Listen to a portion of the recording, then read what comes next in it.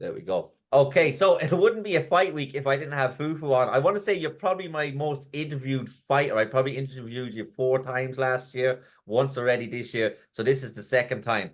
Obviously, I interviewed you just for the Jake fight. We're going to touch on that, but mainly we're going to talk about obviously the Europeans coming up, which you're going to be traveling for tomorrow. So thank you very much for your time. It's a pleasure yet again to have you on. How are you?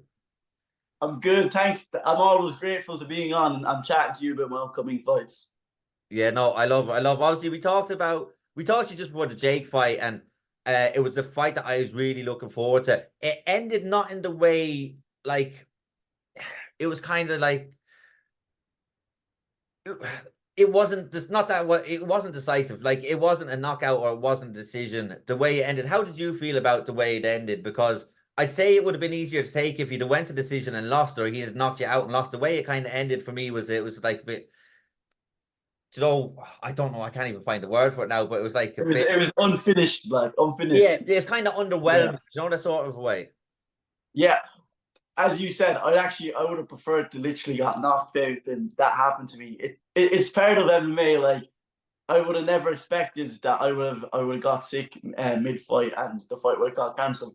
It was really frustrating at the start. I was like, oh, it's mainly not even. It wasn't me losing my title. That wasn't the case. Like I mean, amateur titles. That's not my goal right now. It's being the best and being ranked number one.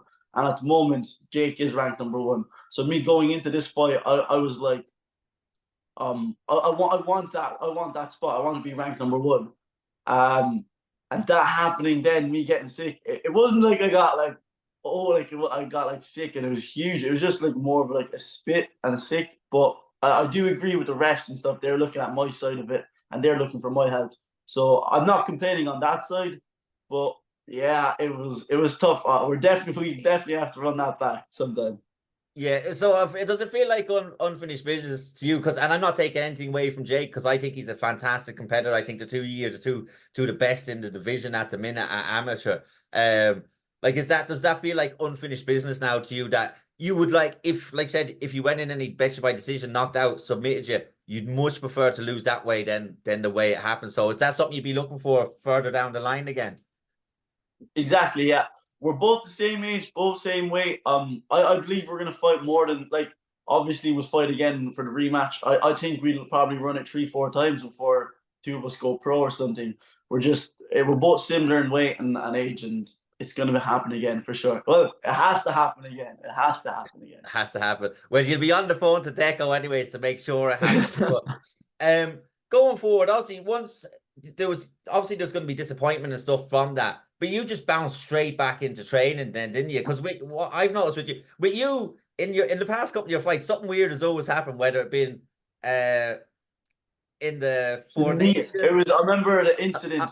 I was like, I must have some bad luck or some shit. But it's actually like it's part of the game. Like it's obviously fun. Like when I went to the Worlds in 2023, I hit someone into the body with a knee, and they said it was into the head, and I got DQ'd for that. Like I can never like I'm only going to control what I can control, and there's no point in me getting frustrated with something I can't control. So me getting sick in Jake, I literally could not control me getting Yeah. sick. Like I couldn't do that. There's no point in me getting pissed off and all that shit over it because it won't change anything. Same thing with the World Championships last year when I need someone and they gave me DQ for that. It was something similar. Something I learned from it is just you gotta take these stuff, whether it's a win, loss, DQ, disqualify, like anything, whatever it is. You just gotta take it and get back to the gym and train harder and come for finishes. Yeah, like that. I like your outlook on it because if you worry about the things you can't control, they end up ultimately controlling you because there's nothing you can do about those situations. And if you're constantly stressing and worrying about that, then you're always going to be stressed and worried because you can't change the outcome of that. You can't change what's happened. You can only like that look forward. When we spoke just before we actually came on, we were speaking more so about what's coming up next. So how are you feeling going into this tournament? You've been there quite a few times. Is there anything you've learned from the previous tournaments that you're going to bring in experience wise? And it doesn't just have to be about fighting, it could be about the days before or stuff like that. One thing I really like understood of myself when I was in the World Championships last year was, believe it or not, is how good I am. And that's not me being like cocky or confident or acting like the man or something. It was when I like so last year, the 2023 World Championships, there was I think 25 people in my bracket, and this is the 25 people best bantamweights in amateur at this moment. And me being with them and seeing them right next to me, and watching them fight and then seeing myself fight, I found out how like I'm up there. Like it's not just I'm the best in Ireland. I'm the best. I believe I am the best. Like I will prove this in time. It takes time. Um, but yeah, as I'm saying, this is not me being cocky. It's just it showed me how good I was, and I'm taking that away, and I'm going into this European Championships next week, and I'm coming for that gold. Yeah, obviously you love representing the country. You've been there many times to different tournaments. One of the things that gets me about obviously the IMMAF is the day on day weigh-ins. What's that like? How hard is that to manage, and how much of a discipline do you need, especially after a win? Because you're celebrating in your head, you've got a win, but you still have another couple of stages to go. How do you not get carried away, and how do you maintain your weight to that championship level every day? For that, now I have to give a big shout out to my brother for that. My brother Avenue, he's the one that hooks me up with my weight, my everything, and he keeps me composed. Like, oh, like if I in day one in the quarterfinals, if I get a finish, he's like, okay, relax, we gotta stay composed, go into the next one, and keep going forward. Um, Regarding the weight, cutting weight, I remember for the last Worlds, it was a 5 day tournament, and for my second day, I had to weigh in for the second time. And I was literally in burrito the night before, so the weight is not the problem. So yeah, it's a good experience fighting 5 days, but you got to be careful. Like you don't take heavy damage in the first or second fight that you have to actually pull out, and then that's a complete heartbreak. Then Yeah, because I believe that happened to Max Lally just before he went fought here, wasn't he? He done his shoulder.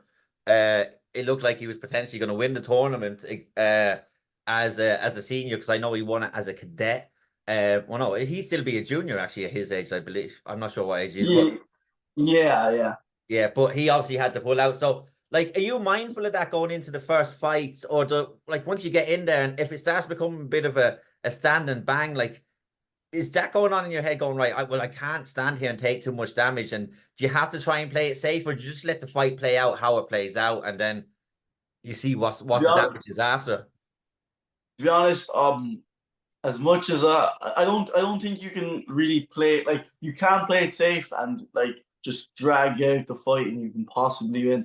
But that's not something I'm looking forward to. If I have to in my first fight, if I have to go into a brawl and get a bit of damage, I will have to take that and I will do it. Whatever it takes me to win that fight, I will do it. Regardless if I take damage, to an extent, like I'm not going to just be over like do too much stuff that I'm going to be taking too much damage. But it's a fight. Like we're just two people in a cage. We're gonna get hurt. Like you know what I mean. But it's just try not get hurt as much as you can. That's the way I'm thinking of it. Hit and not get hit, like Nate Yeah, did. yeah, something similar to that. Yeah. Yeah, but like I said, in your bracket, it's probably one of the bigger brackets as well. So it is 5 fights for you potentially to win the gold. Because I know in some of the other categories with the lower weight classes or even the higher weight ones, they might only have to fight 2 or 3 times, or maybe even two. Like when you look at 5 fights ahead of you, what's going through your mind? Because a lot of people that might overwhelm a lot of people, but you with your triathlons and with your running, you love challenges. When you see 5 potential opponents in your way, like does that turn something in your head that makes you kind of happy? Because it sounds like something that kind of intrigues you and wants you to go for it. Exactly. It gets a spark into me. I want like some people they're just gonna go into this fight like oh, I want to finish this, go on to the next one. I've been training so hard for this. I'm gonna enjoy these 5 fights. I'm not trying to rush myself. I'm gonna enjoy the 5 fights and I'm gonna get that gold. But at the same time, I only really focus on one fight. So I only find out who I'm fighting on Monday because I'm fighting on Tuesday. And so I don't like right at this moment, I'm not even looking at anything. I'm just focusing on myself. Even all training camp, I've been focusing on myself. When Monday hits and I find out who I'm fighting the next morning, then I have a little research about him, just what's his style and stuff, and then I go from there. But it's nothing too crazy. It's just I think all this camp it was more focusing on myself and me getting better than focusing on an opponent. Yeah, I actually spoke to Ava Cruz or 2 days ago, and she said the same thing. And I always ask amateur fighters this, like even when you were fighting regionally, I'd ask you, do you look at the opponent that much? And a lot of fighters said they did, and then a lot of fighters said they stopped doing that because rather than trying to focus your game around their game, you want to establish your own game and stamp kind of your style going forward. And do you find not knowing the opponent, so you're not doing too much research, actually benefits you as a fighter to progress rather than thinking about what they're going to do? Exactly. I agree with that. I think when like even on a regional card or something like Cage Legacy, if you see your opponent, you're gonna be like all camp, you're gonna be focusing, okay, if I hit this right hand, oh he's gonna do this, then I'm gonna do that. And you're kind of like it is good because you're like game planning for them. But I think at this for me, I found out when the last Worlds, when I found out, okay, you're fighting this guy from Team Bahrain the next morning. All right, I've literally about 3 hours before I go to bed, just watch some, think of something, and just go for it. And it makes me when I'm actually in the cage, it's like I'm doing my thing. I don't need to focus on what he's gonna do right now. It's just keep doing your own thing, and that's what's gonna get me the victory.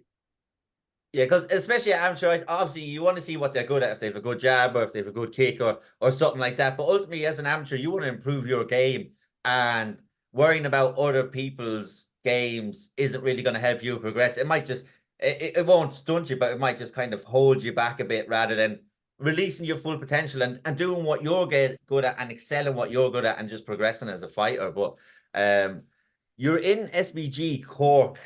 You actually had Dan O'Sullivan, who just became a champion, a double champ. Is he a double champ now or a triple champ? Yeah, it was his second title now, so it was great to see Dan actually get the victory.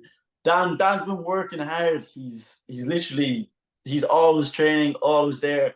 I'm happy to see him get that title, and it was good to get him another fight, another experience. Yeah, no, it was good like you have a fantastic gym there. You've got Dan, obviously Kaya, the result didn't go his way. You've got Pa, you've got your brother, you've got Kerry, who I'm very intrigued to see what's happening this year. I think I have an idea because I seen something on her story. But what's the feeling like right now in SBG Cork? And obviously at the helm of it, you've got Liam and you've got Marlene. And Marlene, I want to give a shout out to because she does so much work behind the scenes that nobody talks, not that nobody talks about, but I don't think she gets the credit she deserves. It's a lot of quiet work, a lot of thankless work. So she's an absolute legend of the game because she's doing a lot to try and get this sport recognized. What's it like having them at the helm and then the teammates around you? And especially when you're leading into a competition, what's the buzz like for you? Are they all buzzing for you, getting you ready? Yeah, exactly. As you said, starting off with my head coach Liam, he puts in two like he's always there for us. Whether we're like he's like I would say kind of like a father figure, but not really because it's like but he's always there for us. Like whether it's we want to speak to him or just get some pads with him, training with him. He's just always there for us. And the same with Marlene. And then coming with my teammates, it's just a good buzz. We have the right people around us. My brother there always training me after training. It's I think I'm in a good position right now training and I'm upscaling all the time. Yeah, no, it is good. And like that, you've got the bodies in there. And you've obviously got younger generations coming through. You've got younger fighters coming through as well. When you look at obviously how skilled you are at this age, like when you look at these younger guys coming through, are you just looking at them going, wow, like can you see the evolution of MMA within the younger generation that when I was that age, like they're not miles ahead of me, but they're steps ahead of me. Can you see the evolution in MMA with these young kids? Yeah, I definitely 100%. But you know what? It's good to see that. Like it's good to see that MMA is evolving in Ireland, and not even Ireland. It's just growing in general. Like it's good to see that stuff. I think like yeah, exactly as you said. I think an 18-year-old me, like me, or I'm not even 18, 20 years old. When I'm like 30 years old and I'm me looking down at a 20-year-old and they're way better than I was, then it actually it's something good to see. Yeah, it is, and you can see that it's evolving. Like years ago, remember it was like the boxer versus the wrestler, whereas now everyone has to be well rounded. You can't go into a fight if you're not well rounded because you just won't survive. And you see that with fighters that go in, they might be just strikers and they get taken down, and they get subbed like that. But your skill set obviously is extremely good. You're one of the most exciting fighters on the scene, and uh, I love having these chats with you, especially coming to fight. I don't think we've not had a chat before any of your fights. Yeah. After obviously you're not looking past the tournament because that's first and foremost the most important thing. Are you looking to do more international competitions? Are you looking to get obviously you were talking about that Jake fight. Are you looking to mix it up and mix and match on the regional and the IMMAFs, or will you be just doing the Europeans this year, or have you kind of decided what your plan is for the year? So for sure, definitely want to stay active. I think after the Europeans, I'm going to take like just a month off. I'm still going to be training. Just a month of me enjoying training and learning and stuff. Then just focusing on opponents. I've a marathon, Cork City Marathon. I'm doing in June. And I'd say after the Europeans, next fight I'll be looking for is late June. And something that I don't think no one knows about me, only my close friends and family, that I'm actually going to be going to Alicante in September for 3 months with college. I'm going to be studying in college for their 3 months, just doing Erasmus. So while I'm over there, I'm actually going to be training in Ilya Taporier's gym. So that's something I'm also looking forward to. But before any of that, I'm going to look at the Europeans, and then that's that first. That's cool. That's cool. Obviously, that you're going to go over there. You're going to train. Someone else told me they were actually going to go there. I can't remember who it was, and they said because everyone goes to Thailand and stuff, and they couldn't afford to go to Thailand, so they were going to go for like a month over to Spain. They spend it over Spain and train in the same gym as well. But like, how exciting! Obviously, you're going over there with college. Would you look to maybe compete while you're over there? Would that be something? Because I know there's a few promotions. There's a who's it? Raquel Gonzalez. She fights out of Phantom. I think she's competed over there as well because obviously it's where she's from. But would you be looking to compete over there? Or are you just going to look to train and upskill and enjoy it while you're there? Definitely. I love fighting. I love going into the cage. I love the events. I love everything about fighting. If I get an opportunity to in Spain, I definitely would. But I definitely do need to focus on studying at the same time. So if I can balance everything, I'll be more than happy to fight on that. Yeah, and like you said, during college, how hard is it to train the way you do, to balance college the way you do? You're going for a brisk jog, in your sense, a marathon, because with the way you run. But how hard is it to balance all this stuff, and especially at such a young age? Because it like when I was your age, I'm still all over the place at my age. It must be just something that it goes through. How hard is that to balance though and get it in? Do you just have to find the structure and stick to it? Exactly, yeah. It's not even about like fitting in train. It's even with my diet or anything. It's just having a good structure, and I think that's what I have. Just like I'm going to train this, and then like if I say I'm going to train before college, I'm going to train before college. Fitting stuff in it, it's not too bad. I think I'm in MTU, and I love college, to be honest. I go in there, I'm actually enjoying it. So it's not that I'm like dreading it and I don't want to be there. I actually enjoy college. And I can't wait to be in college in Spain. I want to see the experience of that. Just not just as like an MMA fighter, just take all of it. I'm only 20 years old. I want to travel the world and take everything. Like I have so much to do, like not just focusing. Like I do want to just focus on MMA and stuff, but MMA is only like a small bit of my life. I still have college. I have like so much other stuff to be doing than just MMA. Yeah, because like that, and I think especially when you're young, and I like the way you're kind of stopping and smelling the roses and kind of enjoy the moment while you're there because you will never be 20 again going over to Spain for 3 months for college. So when you're over there, this would be my advice to you, is I've gone through many moments in my life and I didn't really stop and realize what was going on or the experiences I was having at the time.